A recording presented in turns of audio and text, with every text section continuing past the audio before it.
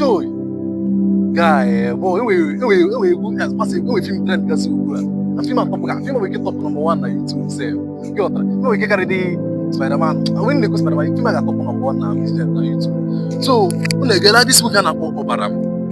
Guy, boy, man, this is a movie. Only movie you this movie Shannon Francis. Guy, this lady, this woman gonna away over. Man, don't got the man do pull my mentor, my boss. How many she did that film? My boss on a film, he more there.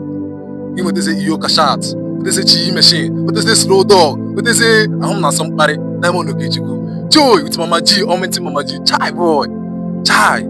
Those after and then those na end of this video na get film. Guy, film on top of the film I could say no more. Chai, because you let film, I got this film. You let film again with joy.